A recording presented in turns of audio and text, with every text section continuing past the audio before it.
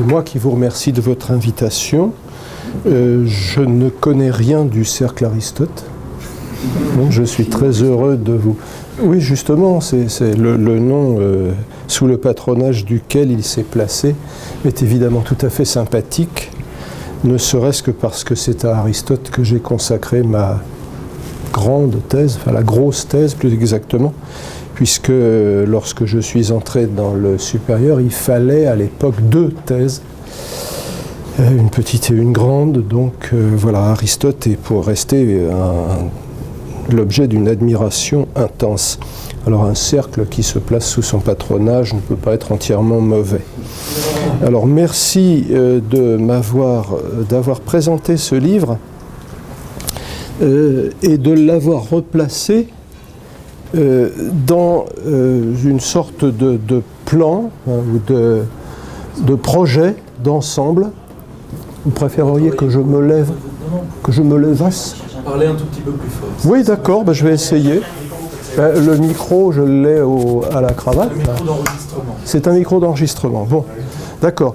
Oui, effectivement, il y a quand même dans ce que je produis depuis quelques années, je veux dire ce que je me suis mis à faire après avoir, disons, sauté les barrières du parcours du combattant universitaire, les barrières traditionnelles, donc les 2 thèses dont j'ai parlé. Je me suis mis à écrire des bouquins déjà pour un public plus large que celui des spécialistes, de philosophie grecque par exemple, par quoi j'ai commencé, ou de philosophie médiévale, en particulier arabe, par laquelle j'ai continué mes petits travaux d'historien de la philosophie. Et je me suis aperçu que ce que je faisais se disposait tout naturellement sous la forme de trilogie. Trilogie au pluriel, puisque en fait je suis en train d'en terminer une seconde. Si vous voulez, j'ai mené de front une petite et une grande trilogie. Alors la petite trilogie, eh bien, c'est justement celle à laquelle vous avez fait allusion, qui commence par un livre qui s'appelle, non pas ce que vous avez dit, mais Introduction au monde grec, ce qui d'ailleurs, un titre qui ne me plaît pas, il a été choisi par l'éditeur, qui est un ancien étudiant devenu ami, et qui avait eu le courage de lancer une petite maison d'édition, malheureusement défunte maintenant, mais bon, le bouquin a été repris en poche chez Flammarion. Donc Introduction au monde grec, c'est un recueil d'articles sur l'histoire de la philosophie grecque, alors sur Platon, sur Aristote, sur les stoïciens. Bon. Le deuxième volume de la petite trilogie, dans un ordre chronologique évident, parle du Moyen-Âge. Mais ça n'est pas un recueil de travaux de philosophie médiévale, c'est plutôt, enfin c'est aussi, c'est cela d'une certaine manière, mais c'est aussi une interrogation sur la validité du concept de Moyen-Âge. Comment se fait-il que l'on appelle une période de l'histoire période intermédiaire? C'est assez curieux. Ça suppose qu'il y a un avant et un après, et cela marche très bien avec une certaine représentation de l'histoire, suivant laquelle le Moyen-Âge serait une sorte de creux, de vide, entre 2 sommets radieux, à savoir eh bien, l'Antiquité, et puis bon, l'époque moderne, avec ses pompes et ses œuvres. Le 3e volume, Modérément moderne, alors là ne parle pas du tout d'auteurs philosophiques modernes, même si j'en convoque quelques-uns avec lesquels je suis en dialogue depuis déjà pas mal de temps, mais c'est une mise en question de l'idée même de modernité. Si vous voulez, je reprends dans le 3e et évidemment dernier volume, puisque les trilogies ont en général quand même plutôt 3 parties, et ni plus ni moins, je reprends la perspective, et j'accentue la perspective critique qui était déjà celle du deuxième volume. Donc c'est, comme le titre l'indique, un plaidoyer pour le fait de consommer avec modération les idées modernes, à commencer par l'idée même qu'il existe une modernité. Ce qui est une idée typiquement et absolument moderne. Je vous ai un petit peu enduit d'erreur, comme dirait Bérurier, puisque vous avez repris ce qui se trouve sur la page 4 de la première impression de ce bouquin. Là, j'ai la seconde, c'est de la chance. J'ai fait dire, je ne sais pas pourquoi, pourtant je vérifie toujours mes citations d'une manière pédante. J'ai fait dire à Rimbaud, il faut être résolument moderne, alors qu'il avait écrit, il faut être absolument moderne. Bon. Il est amusant que tout le monde a repris ça. Bon. Alors, ça n'est pas l'erreur dont j'ai le plus honte, et que j'ai donc eu la chance de corriger dans cette première réimpression, c'est que je fais dire au général Tapioca sur la voie du progrès économique, social et culturel, alors qu'il dit sur le chemin du progrès économique, social et culturel. Quand j'ai su que j'avais fait cette erreur, je me suis dirigé vers le bureau de recrutement le plus proche de la Légion étrangère, parce que là, on ne vous pose pas de questions sur votre passé, mais ils m'ont dit que j'étais trop vieux pour m'engager, donc rien à faire. Je reste avec cette honte inexpugnable, inextinguible, inexpiable, enfin tout ce que vous voulez. Bon, en tout cas, c'est assez amusant de voir que pour la première fois dans ma petite carrière d'écrivain, de fabricant de bouquins, un livre est réimprimé. Mes précédents ont été pochisés, mais c'est la première fois que la première édition d'un bouquin est pochisée. Et non pas pochisée, mais j'espère qu'il le sera, mais connaît une seconde, connaît une réimpression. Bon, il faut que je parle encore plus fort. Bon.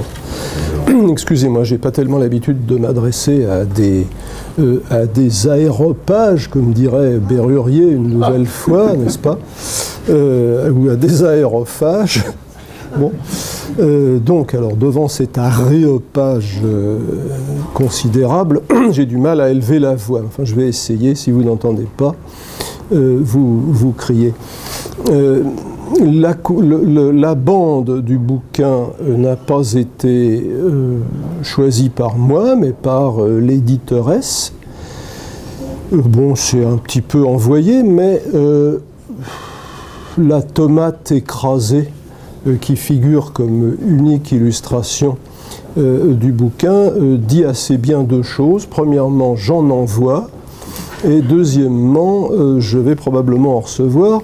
Donc, comme il y en a déjà une, les gens croiront que c'est exprès et ils s'imagineront que toutes les tomates étaient voulues. Bon. Ceci pour la première petite trilogie qui constitue une sorte de doublure ou d'écho, si vous voulez, d'une trilogie de plus vaste ampleur, pour laquelle les volumes sont plus longs, et pour lesquels j'ai adopté un style plus universitaire, avec des recherches, j'espère, plus poussées que dans les 3 volumes de la petite trilogie. Alors cette première trilogie commence par La sagesse du monde, qui est paru en 1999, se prolonge par La loi de Dieu, qui est paru en 2005, et j'espère que le 3e et évidemment là aussi dernier volume, Le règne de l'homme, paraîtra en janvier. En tout cas, il est prévu pour paraître en janvier. et je suis en train de mettre la toute dernière main au manuscrit, de manière à ce que, bon, avec les délais de fabrication, il sorte en temps voulu. Il y a un parallélisme quand même assez fort entre les deux trilogies, puisque même si j'ai le culot assez bœuf de commencer toujours l'histoire que je raconte, eh bien justement en même temps que l'histoire, puisque, comme vous le savez, l'histoire commence au moment où l'on commence à avoir des documents écrits, par convention, hein, on dit, bon, quand il y a des documents écrits, c'est de l'histoire, quand il n'y en a pas, c'est de la préhistoire. Alors, vous avez beau peindre autant de bisons que vous voulez, ça restera quand même de la préhistoire. Il faut écrire pour que ça devienne de l'histoire. Donc je fais commencer ces trois partie de la grande trilogie, toujours avec la plus haute antiquité, et je poursuis mon histoire jusqu'au jour où je remets mon manuscrit. Ce qui est évidemment d'une audace assez, enfin, d'une outrecuidance assez monstrueuse, et m'oblige à travailler très souvent de seconde main. Hein, je ne connais pas les 20 ou 30 langues qu'il faudrait pour ne travailler que de toute première main. Le parallélisme est assez strict, disais-je, puisque le premier, la sagesse du monde, même s'il commence très tôt et finit très tard, disons, culmine à un sommet, hein, comme une courbe, ou comme un éléphant dans un boa, à un sommet dans l'Antiquité classique, avec le Timée de Platon en particulier, dont j'examine l'extraordinaire influence sur la vision du monde jusqu'à Copernic, Galilée et Newton au moins. Le deuxième volet du triptyque, la loi de Dieu, là aussi commence très tôt et finit très tard, mais les choses se mettent en place au Moyen-Âge. C'est au Moyen-Âge que l'idée d'une loi divine, l'idée d'un système de normes, un système de règles de vie qui peut être qualifié de divin, soit par son origine, soit par sa nature.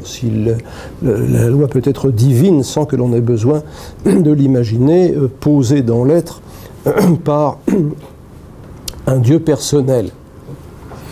Et puis le troisième volume, eh bien, là aussi, va commencer tôt et finir tard, mais culminera eh bien, justement à cette époque que l'on appelle moderne, c'est-à-dire au XVIIe siècle et au XIXe siècle, avec peut-être un très léger creux au XVIIIe. Mais enfin bon, ça, je suis en train donc d'y mettre la dernière main, et je ne voudrais pas, abattre ma main trop vite.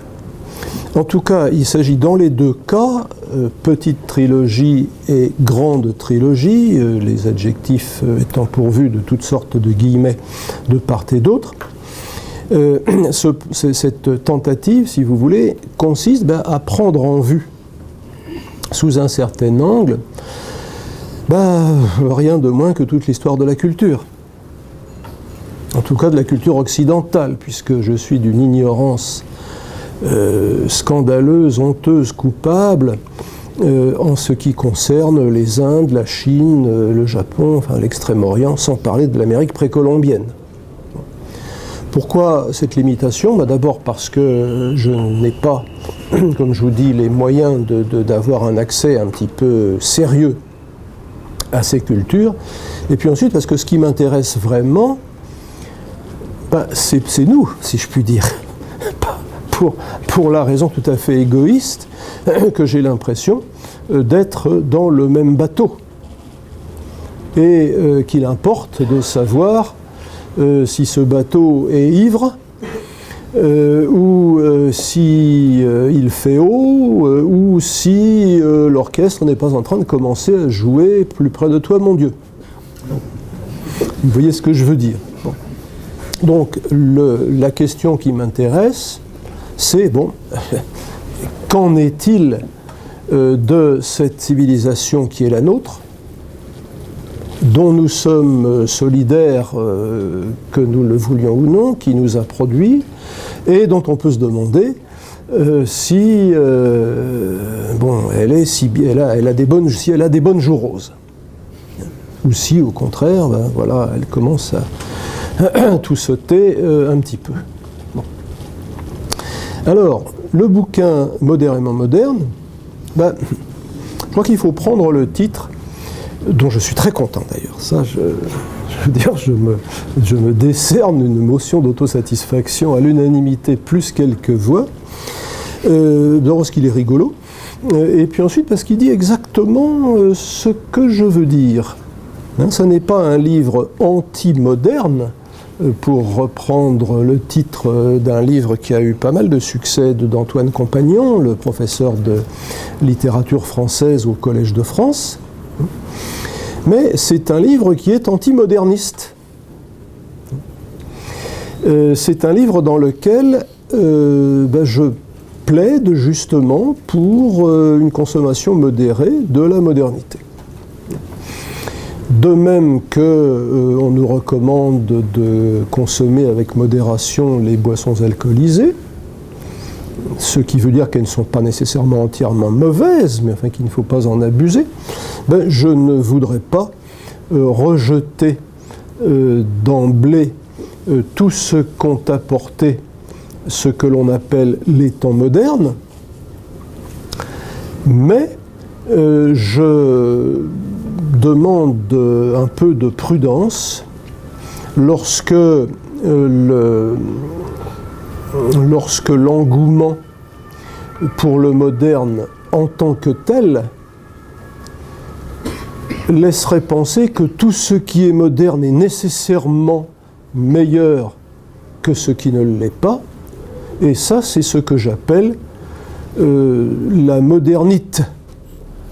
Il me suffit de retirer un accent pour transformer le mot de modernité en un terme désignant une maladie. Je ne sais plus si je l'ai indiqué dans le bouquin, mais c'est un procédé. Oui, c'est ça. Je l'indique. C'est un procédé que je n'ai pas inventé. Je le dois à André Suarez, un écrivain et journaliste, polémiste de l'entre-deux-guerres, qui avait opposé au culte mussolinien de la romanité un nom de maladie qu'il avait appelé la romanite, sans accent. Donc la manie, enfin la mode, l'excitation devant tout ce qui est romain. Alors j'ai parallèlement à sa propre plaisanterie, risqué de me moquer un petit peu, de me moquer même beaucoup, de la passion aveugle pour ce qui est moderne, en inventant ce nom d'une maladie inflammatoire, puisque comme vous le savez, je ne sais pas s'il y a un médecin dans la salle, les maladies en ose sont des maladies de déformation, et les maladies en it sont des maladies d'inflammation. Donc ça dit exactement ça, le fait d'exagérer le goût pour ce qui est moderne, de considérer que ce qui est moderne est nécessairement mieux que ce qui ne l'est pas, donc que ce qui venait avant. Je n'ai pas résisté au plaisir de citer la phrase d'une romancière qui a été épinglée par quelqu'un que je n'ai jamais eu le bonheur de connaître directement, mais dont j'apprécie beaucoup l'œuvre, Philippe Muret. Cette brave dame a dit « L'art, le vrai, avance pour un monde de plus en plus moderne. » Alors qu'est-ce que c'est qu'un art qu'est-ce que c'est qu'avancer pour quelque chose ? C'est du charabia, mais c'est surtout tout à fait drôle. Pour un monde de plus en plus moderne, il n'y a pas à se fatiguer énormément pour être plus moderne. Vous êtes tous, et moi le premier, plus modernes que nous ne l'étions lorsque je me suis mis à parler il y a une petite demi-heure. Vous savez, c'est comme dans la chanson de Boris Vian, hein, je suis snob, et puis à la fin de la chanson, il dit je suis snob, encore plus snob que tout à l'heure. Bon, ben, là, c'est la même chose. Hein. Nous sommes nécessairement plus modernes une minute après qu'une minute avant. Cette formule passe. Enfin, on ne voit pas l'absurdité de la formule, ou on a du mal à la voir, parce que justement, on s'imagine que la modernité consiste à laisser derrière soi un passé supposé révolu, supposé dépassé, et auquel on va donner le nom poubelle, si je puis dire, de Moyen-Âge.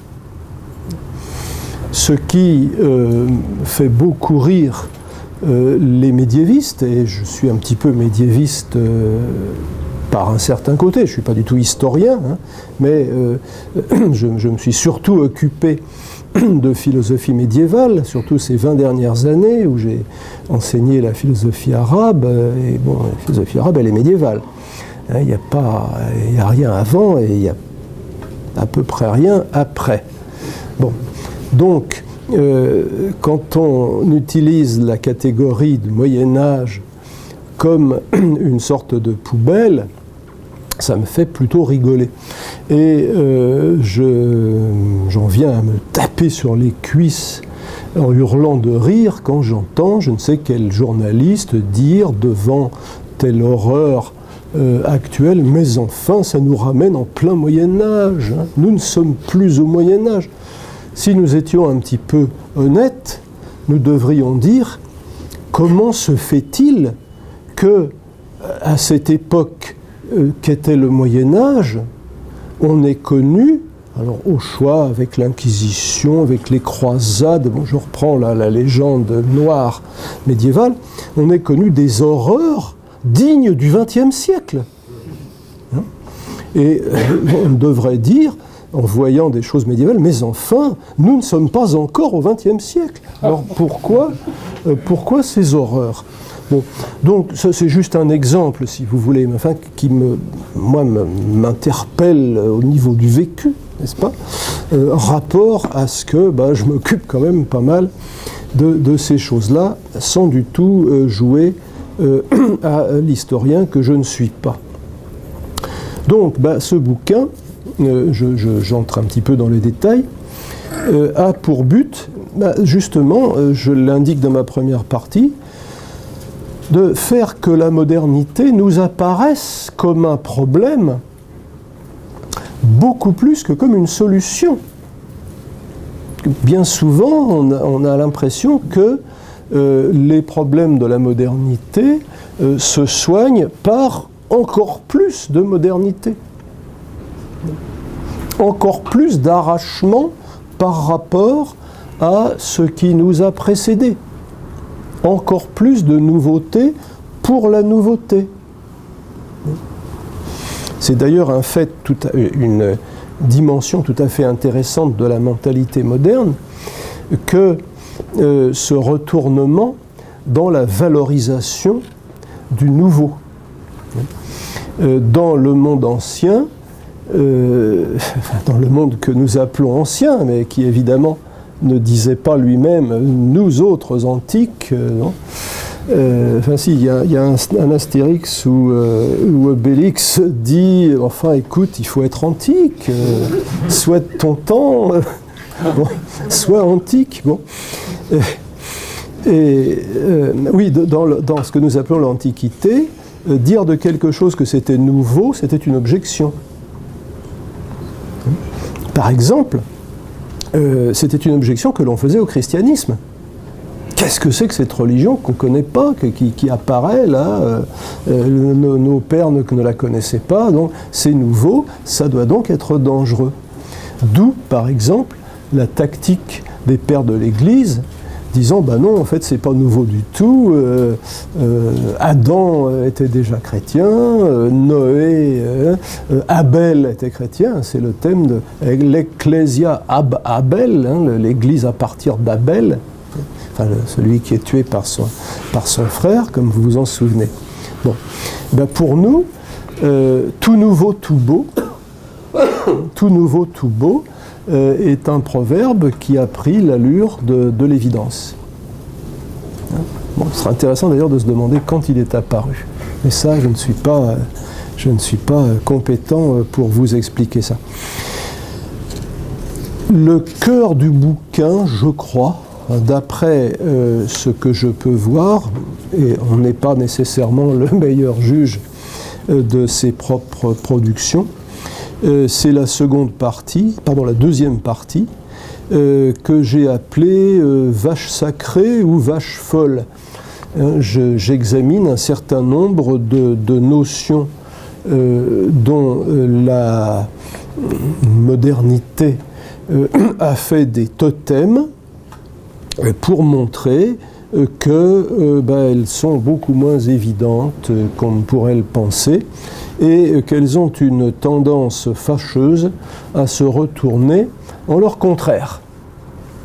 Pour les philosophes, je dirais que j'essaye de montrer la dialectique interne de certaines notions. Alors il y a la notion de raison, bien entendu. J'ai une partie sur athéisme ou superstition, sur un chapitre plutôt, un sur l'idée de sécularisation, un sur l'idée de démocratie, dans lequel j'ai le culot de montrer qu'elle suppose une théocratie. Et puis, bon, j'examine également la notion de progrès et son contraire, l'obscurantisme. Je regrette d'ailleurs d'avoir oublié de parler de la notion de réaction pour montrer qu'elle est elle aussi mise à toutes les sauces. J'ai une page dont je suis assez content où je cite 3 passages de Mein Kampf dans lequel Hitler se comprend lui-même comme progressiste.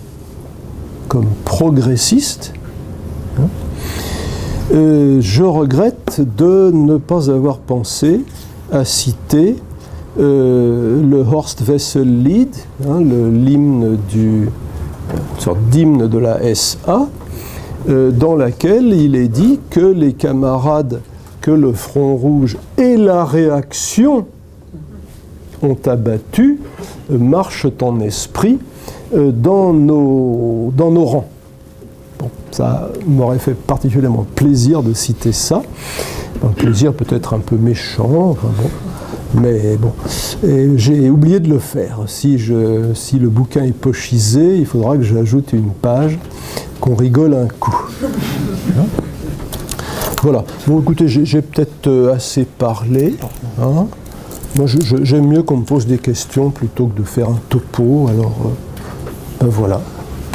Hein.